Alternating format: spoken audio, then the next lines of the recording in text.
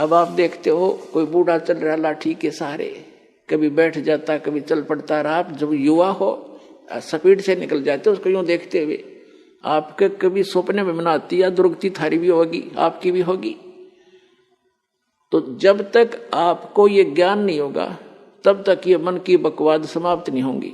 इस ज्ञान से 90% लगाम डल जाएगी इस मन पापी के, जो दास आपको बताने चाह रहा है। जो बेमतलब की रिश्वतखोरी, चोरी, हेरा फेरी ये करते फिरते सारा दिन झूठ बोलते एक पेट के लिए, और 1 सेकंड का भरोसा नहीं कहाँ बिजली गिर जाए। और जब हम इस परम पिता की शरण में आ जाएंगे, आपको चार्जर मिल जाएगा, हैंडपंप मिल जाएगा, कितना जल भर लो, दूसरे का क्यों चराओ, तो अपना भरो ठाट कर, कितना ठोक लियो, मटके भर कर धर लियो सपेर। तो हम अविधिवत चलने से चोर उचक्के बन गए, और शास्त्र अनुकूल साधना करने से आपको यहां भी सुख देगा और वहां पहुंचावेगा आपको जो गीता ज्ञान दाता बता रहा है। अब बताएंगे आगे। अब गीता ज्ञान दाता बता रहा है कि जो मेरा इस ज्ञान को आश्रय कर लेते हैं, तत्वदर्शी संत की खोज कर लेते हैं, उससे फिर उस तत्ब्रह्म की जानकारी हो जाती है। तत्ब्रह्म, उस परम अक्षर ब्रह्म की, उस परमात्मा की, जिसमें 18वें अध्याय के 62वें श्लोक में जिसकी शरण में जाने के लिए गीता ज्ञानदाता कह रहा है, उसकी जानकारी होती है और सभी कर्मों से परिचित हो जाते हैं और सभी अध्यात्म कंप्लीट स्पिरिचुअल नॉलेज से वो परिचित हो जाते हैं। तो केवल वो जरा और मरण से छूटने का प्रयत्न करते। जैसे दास ने उदाहरण दिया कि एक बुढ़िया 80 साल की, 75-80 वर्ष की, और मुंह में दांत नहीं, और उसको मैंने कह दिया बुढ़िया पीछे हो, दूसरी को आने दे, बहनों को ने बोली इतने बुढ़ी दिखूं मैं, वो तेरा गजब हो, 80 साल की जाड़ नहीं। ये बिल्कुल सही है, क्योंकि हम वृद्ध होना कति लायक नहीं करते और न ही हम मृत्यु पसंद करते। और ये दोनों डेफिनेटली होंगे, मृत्यु भी होगी और वृद्ध भी होंगे। तो पुण्यात्मा 8वें अध्याय के प्रथम मंत्र में अर्जुन ने पूछा कि हे गीता ज्ञान दाता से कि हे पुरुषोत्तम, क्योंकि उसको पुरुषोत्तम मान रहा था, वो श्री कृष्ण मान रहा था कि श्री कृष्ण ये ज्ञान दे रहा, लेकिन श्री कृष्ण के अंदर यूं काल बोल रहा था गीता ज्ञान दाता। उसने पूछा कि किम तत्ब्रह्म, किम अध्यात्म, किम कर्म पुरुषोत्तम। तो उसने पूछा कि वो तत्ब्रह्म क्या है जिसको जानकर, और क्या वो अध्यात्म ज्ञान है, उसके विषय में गीता ज्ञानदाता 8वें अध्याय के 3रे मंत्र में कहता कि वो परम अक्षर ब्रह्म है। ओए वो परम अक्षर ब्रह्म है, गीता ज्ञानदाता से अन्य है वो भगवान, जो सर्व सुखदायी है, सर्व पाप नाशक है, और जो शाश्वत स्थान प्रदान कराने वाला है। इसलिए 18वें अध्याय के 62वें श्लोक में कहा कि अर्जुन तू सर्वभाव से उस परमेश्वर की शरण में जा, उसकी कृपा से ही तू परम शांति को और सनातन परम धाम को प्राप्त होगा। अब गीता ज्ञानदाता ने तो 8वें अध्याय के 13वें श्लोक में अपनी साधना बता दी कि मुझ ब्रह्म का केवल एक ओम अक्षर है। ओम इति एकाक्षरम ब्रह्म व्यवहारण माम अनुसमरण ये प्रियाति तजन देहम स याति परमाम गतिम। अब उसने स्पष्ट कर दिया कि मेरा तो एक ओम मंत्र है मुझ ब्रह्म का, और ओम से क्या मिलता है ब्रह्मलोक। 8वें अध्याय के 16वें श्लोक में बता दिया कि ब्रह्मलोक पर्यंत, ब्रह्मलोक में गए हुए प्राणी भी पुनर्जन्म के अंदर हैं। वो शाश्वत स्थान नहीं हुआ जहां जाने के बाद वापस नहीं आना पड़ता। 15वें अध्याय के 1 से लेकर 4 श्लोक में श्रीमद् भगवत गीता में कहा है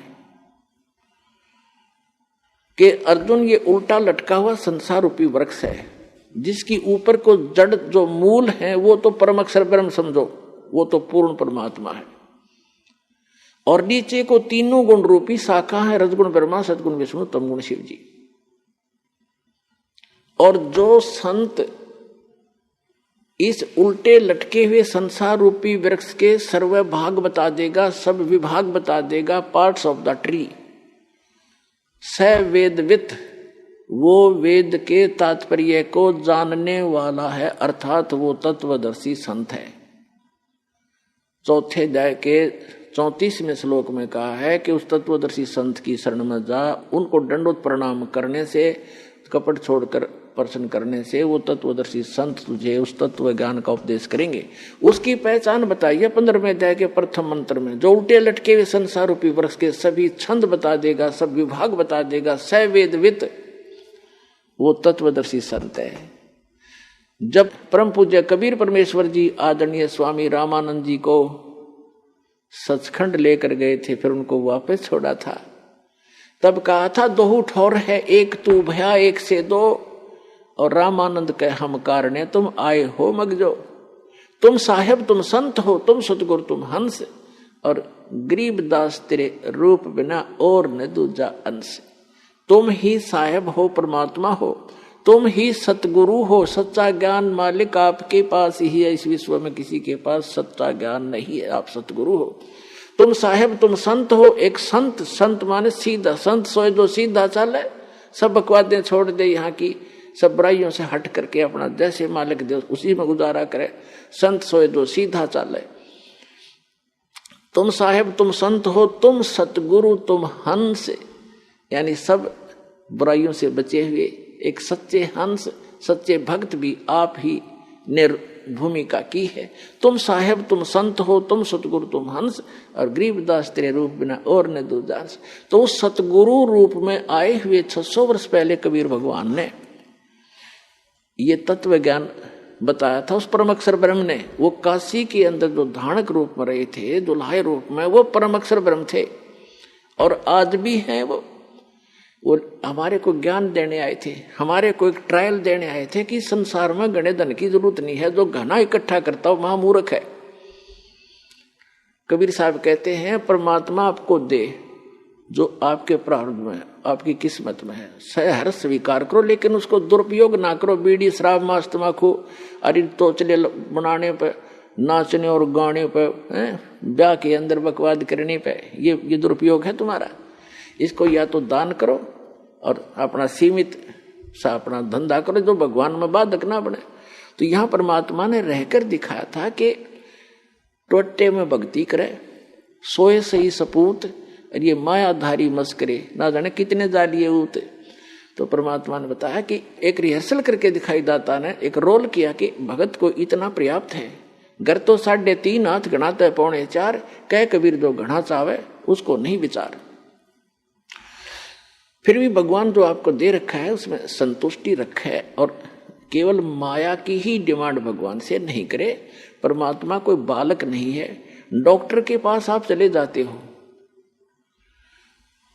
अब डॉक्टर को तो सारा पता है मरीज का, जब उसके दाखिल हो गया, वो एडमिट हो गया, अब मरीज अपना दर्द तो बता सके है, लेकिन डॉक्टर ने कौन सा इलाज पहले करना वो तो डॉक्टर जानता है। अब जैसे आपका एक्सीडेंट हो गया, डॉक्टर के पास चले गए, आपका रक्त बह रहा है, ब्लड निकल रहा है, ब्लीडिंग हो रही है, उधर से आपकी टांग में पीड़ा हो रही है, तो वो डॉक्टर आप बेशक चिल्ला रहे होगे, लेकिन पहले ब्लड को रोकेगा कि ब्लड बह गया तो ये मर जाएगा, या टांग की चीज तो फिर बंद कर दूंगा। तो पहले वो ब्लड बंद करेगा ताकि आपका जीवन नाश ना हो, वो दर्द फिर हो जाए खत्म। तो इसी प्रकार आप जी यहाँ आते हो, एक परमात्मा के हॉस्पिटल में आ गए, आपके सारे दुख दूर होंगे। अब आपने टारगेट बना रखा है मेरा ये काम हो, बस ये हो, और भगवान ने ये पता कि इसकी जान जाने वाली है, 10 दिन के बाद इसका जीवन नहीं है, तो आपकी एज एक्सटेंड करेगा। उम्र एक्सटेंड करने के लिए जो आपको एड दे रहा है वो काम आपका भले ही ना हो रहा है, लेकिन आपको जीवन दान दे करके वो 100 सुख देगा फिर आगे चल के। और मरीज ये कहे मेरे टांग में पीड़ा, तू कैसा डॉक्टर है, मुझे दर्द ही ठीक हो रहा, लेकिन डॉक्टर को पता है कि इसका ब्लड रोकना जरूरी है, तो डॉक्टर वही काम करेगा जो आपके हित में होगा, आपकी नहीं मानेगा पहले वो। उसको मालूम है कि आप चिल्ला रहे हो, उसको मालूम है कि इसमें ऐसी पीड़ा होगी, लेकिन ये घातक नहीं है। तो छोटे मोटे जो कष्ट आपको यहाँ आने पर भी हो रहे हैं, जैसे कई तो ऐसे हाथी ठीक हो जाते, कुछ एक को अभी वो राहत नहीं मिल रही है जो वो डिमांड लेकर आते हैं। उसका कारण क्या है कि आपका जीवन नाश होने वाला होगा निकट भविष्य में, और परमात्मा आपको एक्सटेंड करेंगे, पहले वो ठीक करेंगे आपका, फिर आप पे सारा सुख होता चला जाएगा, जीवन भी मिलेगा, भक्ति भी होगी, सारा सुख भी यहाँ का जो चाहिए वो भी देगा।